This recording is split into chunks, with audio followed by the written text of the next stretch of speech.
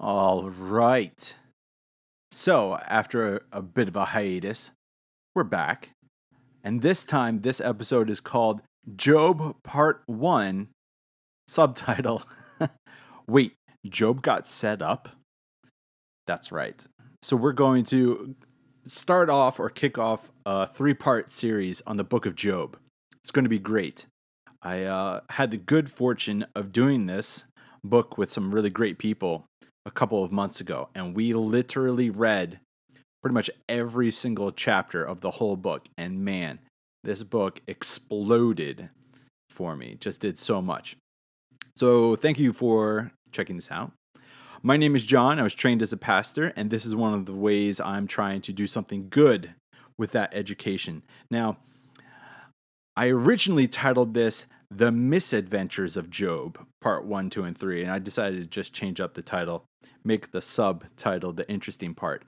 Now, why would I bother doing a series on this ridiculous and often characterized book of the Hebrew scriptures? Well, because when you go to high school or middle school, you might notice that we have science class, biology, chemistry.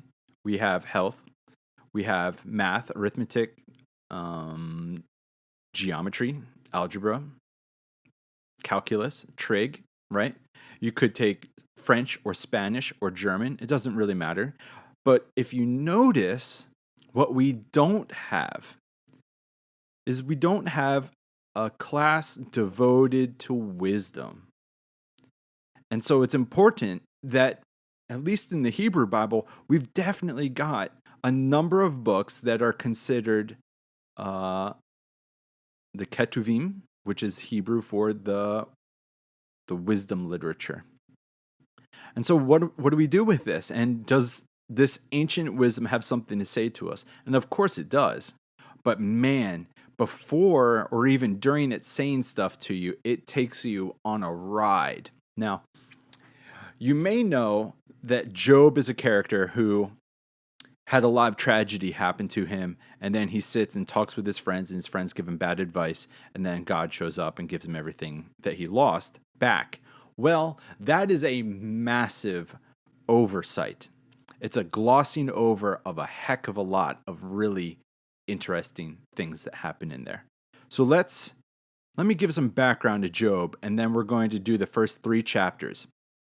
And man, again, they take you on quite a ride. Now, the book of Job is potentially one of the oldest stories in the Old Testament.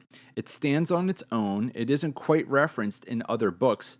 So it's kind of a standalone wisdom teaching.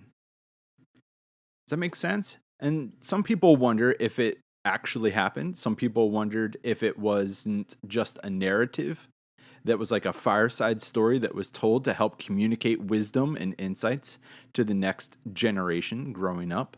But in the midst of all of that, you can't prove it either way. So my insistence would be don't bother trying. Because if you try to make this book into an endless endeavor trying to prove when and where it happened, then you're going to miss out on the wisdom, the truths it's trying to tell you and to communicate to you. Does that make sense? Now, Job is spoken of in this sense in this book, kind of like a patriarch on the same level or par as Abraham, Isaac, and Jacob. He's understood as just a person of very good reputation in his region. And as a result of that, it seems as though he's got a heck of a lot going for him. Got tons of money, got tons of people working with and for him. He's got a good family. And so he's understood as being, you know what? You live a good life, you get good things. And that's kind of where things start to get kind of tricky. Again, it's definitely a story that could have been retold around the bonfire. And it's pretty funny, actually. When you read it for what it is, it's got some humor in it. And it's problematic the whole time. It just keeps throwing curveball after curveball. So, hopefully I've already started to scratch the itch of like, oh, maybe we've glossed over this book far too often and have missed out on some of it. So hopefully what I've said so far really makes the book of Job sound more interesting than you thought it was. Now, it's a curious book, sure. It's often oversimplified. It doesn't really fit well, actually, with the other books of the Bible. But this is because it doesn't depict God like any of the other books in the Bible. And we tend to have this understanding of causality, right? That says, you do good, good things will happen to you. Well, it doesn't happen in this story. You do good things and then bad things happen to you. And so it kind of challenges our understanding of theology. And in some sense, this book is against karma. What goes around comes around. It's like, well, maybe. But what's fascinating is that this book is a part of the Old Testament, the Hebrew scriptures, where it says, yeah, you get what you deserve. And then other times, no, you didn't get what you deserve. Not right there. And so there is something fascinating that in the Hebrew scriptures and the New Testament, we start to have the first instances of victimhood and being a victim, having something happen to you that really wasn't your doing. It was just kind of up to the fates and it happened to you. And that's kind of what this book really starts to dig at. Does that make sense? Again, it's one of the oldest, if not the oldest book of the Bible. And we believe that the story itself could even be older than the book, because it could have been a tale that was passed down from one family to another until it finally got written down. So this book is absolutely way older than we think it is. So if you've got a Bible with a really nice cover and you just bought it, it looks brand new. Well, your brand new book is containing an ancient book that could be 2,500 years old, 3,000 years old. I mean, you're about to dive into something that's 3,000 years old, potentially. Isn't that crazy? Now, Job, like I said, is spoken of like a patriarch, like Abraham, Isaac, Jacob. But his name itself tells you something about the book. The name Job might be a play on the Hebrew word oyeb, which means adversary or lawyer. Yeah. So in fact, Job has a lot of legal courtroom vocabulary all throughout the entire book. It's very much about Job setting up a lawsuit against God. So who's the adversary here?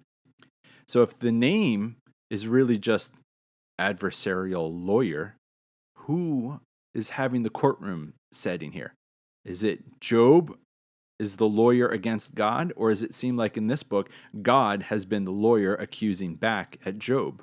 You see, this book is actually about a courtroom setting where justice needs to be figured out. And that's why it's a part of the Hebrew wisdom literature. And that's why we're missing it. It's fun to read and learn about math and calculus and biology and chemistry and all of the other subjects that you might learn in high school. But man, wisdom. So we're going to read the first 3 chapters, pause for funny moments all the way through, and and then we'll do part 2 next week and then part 3 the week after. So let's read the first 3 chapters. It's not going to be terribly long, especially since these are very entertaining chapters that set up everything. Here we go. Let me flip it over. Here we go. So sit down, enjoy this, buckle in. I'm going to try to do my best to just make this an entertaining storytelling session. You feel me? Let's go. There once was a man in the land of Uz. Oh gosh. Whose name was Job. That man was blameless and upright, one who feared God and turned away from evil. See, he's getting set up pretty well. There were born to him 7 sons and 3 daughters. He had 7,000 sheep, 3,000 camels, 500 yoke of oxen, 500 donkeys, and very many servants. So that this man was the greatest of all the people of the East. His sons used to go and hold feasts in one another's houses in turn, and they would send and invite their 3 sisters to eat and drink with them. And when the feast days had run their course, Job would send and sanctify them, and he would rise early in the morning and offer burnt offerings according to the number of them all. For Job said, "It may be that my children have sinned and cursed God in their hearts." This is what Job always did. Pause. So, man, his family was the family to know, throwing parties, but he was also a good man. He would go to the temple, he would go to the religious authorities of the day and do what needed to be done to even make amends for his kids, just in case they did something that they shouldn't. So he was being preemptive as like a mediator between his kids and their God. So this man is going out of his way, and you could tell he was clearly liked. Continuing on. One day, the heavenly beings came to present themselves before the Lord, and Satan also came among them. The Lord said to Satan, "Where have you come from?" As if God didn't know. Satan answered the Lord, "From going to and fro on the earth and from walking up and down on it." The Lord said to Satan, "Have you considered my servant Job? There is no one like him on the earth, a blameless and upright man who fears God and turns away from evil." Then Satan answered the Lord, "Does Job fear God for nothing? Have you not put a fence around him and his house and all that he has on every side? You have blessed the work of his hands, and his possessions have increased in the land. But stretch out your hand now and touch all that he has, and he will curse you to your face." The Lord said to Satan, "Very well. All that he has is in your power. Only do not stretch out your hand against him." So Satan went out from the presence of the Lord. Pause again. Apparently, Satan still has access to heaven in this part of the story. What's up with that? Now, we could very easily go into big discussions about angel and demonology, or we could just say, wow, this is clearly setting up a tall tale to learn something from. But regardless, Satan sets up parameters and God agrees with the parameters. He's like, yeah, go ahead, take everything, just don't hurt him, the person. So what is up with this book that God consents to hardship and loss happening to one of his best dudes, Job? That makes God sound to be rather terrible, right? We also have to pay attention. The name Satan means, or Satan in Hebrew, means the accuser. So here we have a man whose name is Job, which might mean lawyer or adversary. And then here's Job, the accuser, coming along, who's maybe presenting a counter, or he's making an offense, and then there's a defense. Like, what's going on here, right? So let's keep going, all right? God consents, God allows Job to have everything taken from him, kind of at the goading of Satan. I can't believe that God allowed himself to be pushed around like that, right? Here we go. Continuing on. One day, when his sons and daughters were eating and drinking wine in the eldest brother's house, a messenger came to Job and said, "The oxen were plowing and the donkeys were feeding beside them, and the Sabeans fell on them and carried them off and killed the servants with the edge of the sword. I alone have escaped to tell you." When he was still speaking, another came and said, "The fire of God fell from heaven and burned up the sheep and all the servants and consumed them. I alone have escaped to tell you." While he was speaking, Another came and said, "The Chaldeans formed 3 columns, made a raid on the camels and carried them off, and killed the servants with the edge of the sword. I alone have escaped to tell you." While he was speaking, another came and said, "Your sons and daughters were eating and drinking wine in their eldest brother's house, and suddenly a great wind came across the desert, struck the 4 corners of the house, and it fell on the young people, and they are dead. I alone have escaped to tell you." Then Job rose, tore his robe, shaved his head, and fell on the ground and worshipped. He said, "Naked I came from my mother's womb, and naked I shall return there. The Lord gave, and the Lord taketh away. Blessed be the name of the Lord." In all this, Job did not sin or charge God with wrongdoing. Thus ends chapter 1. So Job loses everything. And how convenient each messenger shows up while the previous messenger is finishing up their statement of bad, terrible news. Now, most people think that the book kind of ends here. They read chapter 1 and then they jump ahead to like chapter 38, 39, 40, and on. They miss out on chapter 2 and 3 because this is where the ante gets upped and the situation gets even worse. But so far, Job has not cursed God.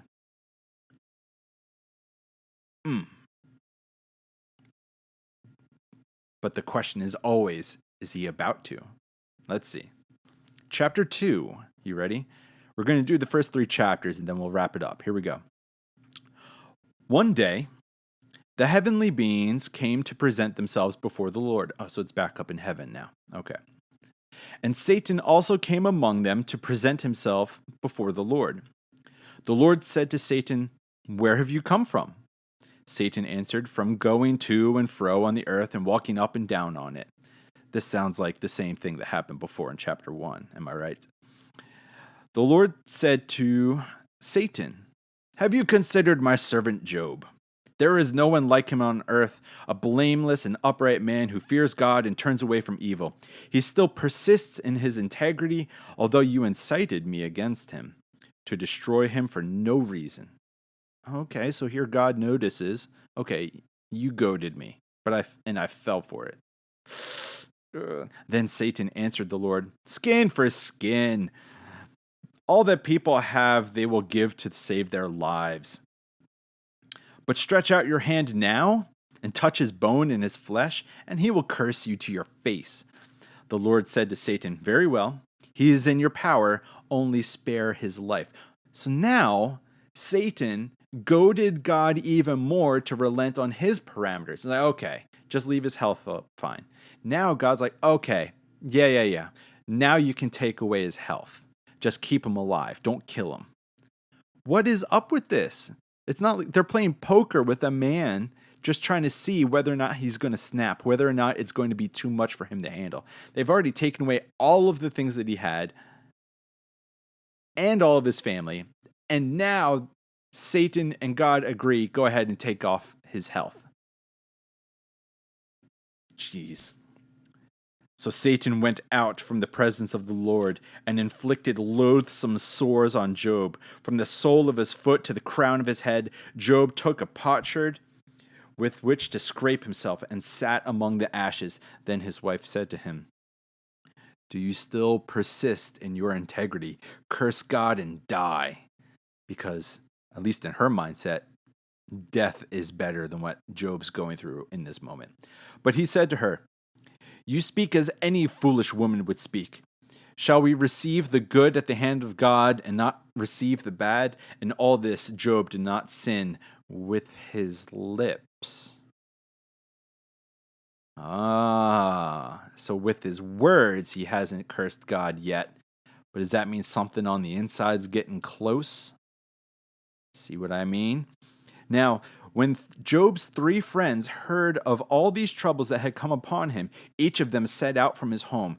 Eliphaz the Temanite, Bildad the Shuhite, and Zophar the Naamathite. We all know somebody named each of those names, right?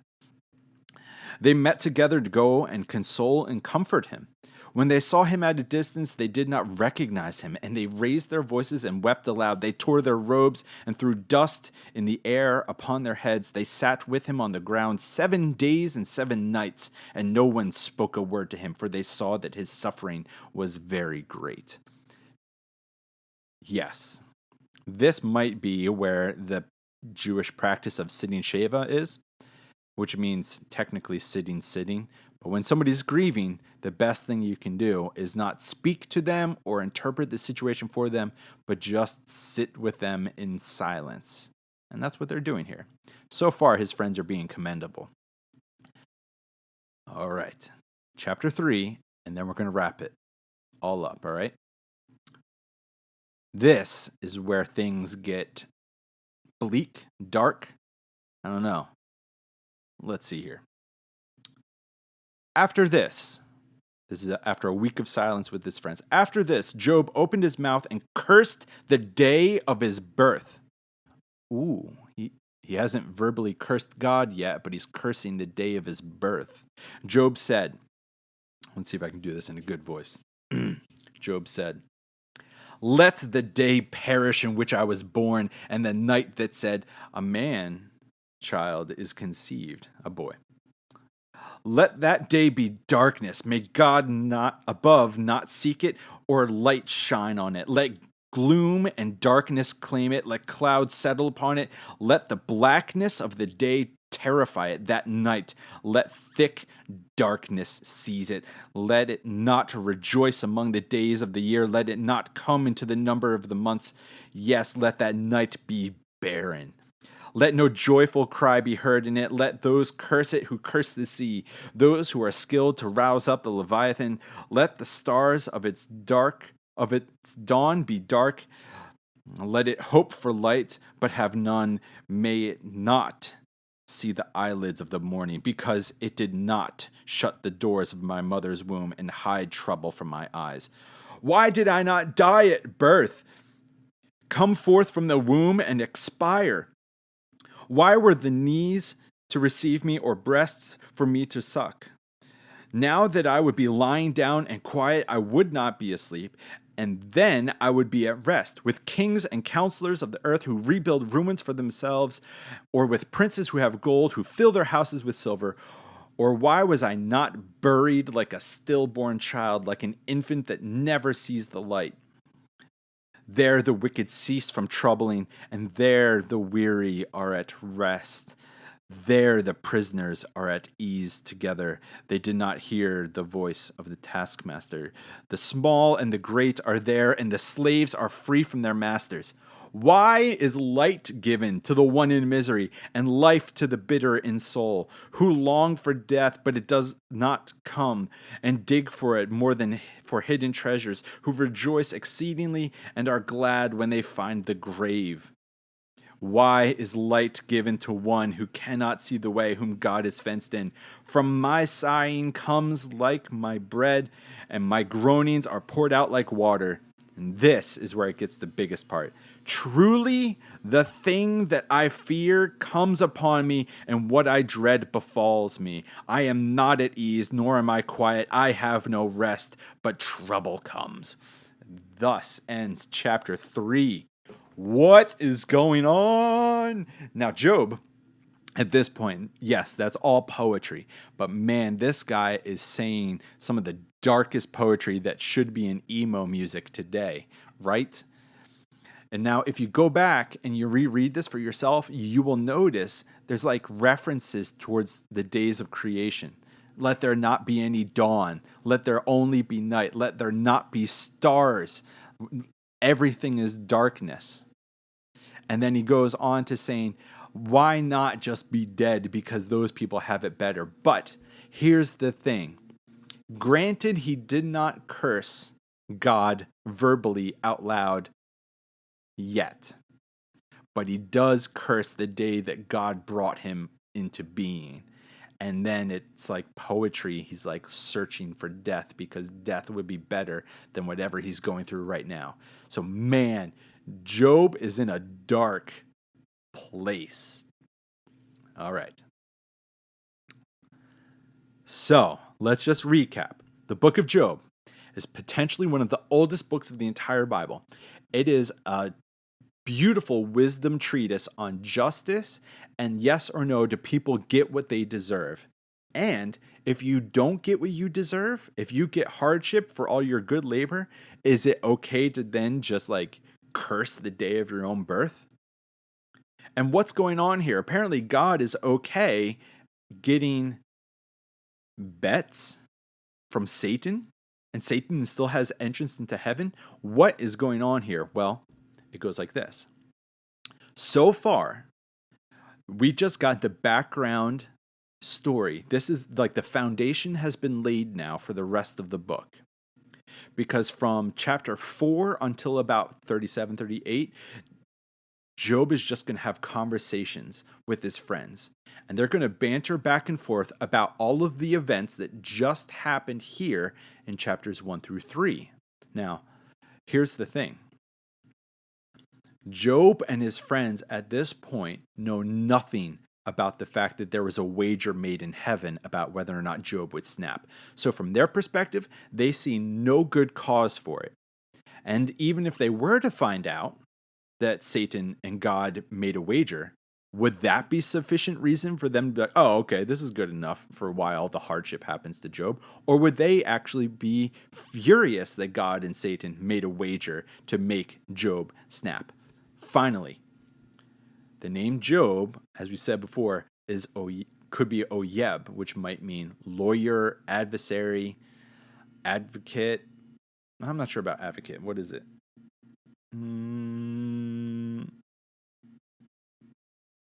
Anyways, yeah, it's about being a lawyer.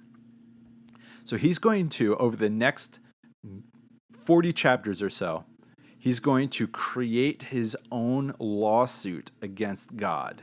And so we're going to break that down a bit in the next episode. But Job here is now sitting down with his friends, and they're about to have a pre-trial where they're going to lay out all the potential arguments for and against Job and for and against God so that there can be a big showdown at the end. Ooh. Now, the question is always, will God show up for such a courtroom scene? And the book says some interesting pros and cons about that, but this book has legal metaphors all over the place because, let's be honest, when an injustice has happened, the first thing that usually happens is a discussion about justice and what does it take. And this book, just like many of the other stories in Hebrew scriptures, actually validates the existence of a victim, the plight of a victim. Back in the day, if something happened to you, you just had to deal with it. It was fate. It was the will of the gods above. And so you don't have any room to push back or fight about it. It's just what is. So you might as well submit to it. Well, here is Job not submitting to the hardship that seems to be wrongfully thrown at him. Well, that's what's happening in the next couple 40 chapters. So far, he just wants to die. He is in such a bad shape. So, I don't know if we should have a benediction, but it's important to at least realize this book, especially the first 3 chapters, is that Job got set up to fail in this. That God and Satan have made a wager as towards whether or not Job will finally snap and curse God. So far, he hasn't done that. He's only cursed the day of his own birth and wished for death because he thinks, like his wife, that what he's going through is pretty terrible. So, this is going to be a very interesting ride. I hope you enjoy this. It's going to be it's going to be a roller coaster, of course. But you want to know the titles that I have up for this? Here we go. First one. Wait, Job was set up? That's this episode. Next episode's going to be 2. Job is going to sue God? Like question mark? Really? You're going to sue God? And then 3, And this title just makes me laugh. Hippos, alligators, and loins. That's right. That is how this series on Job is going to finish. So buckle in. We'll see you next time. Yeah, here we go. Let's do this. Cheers.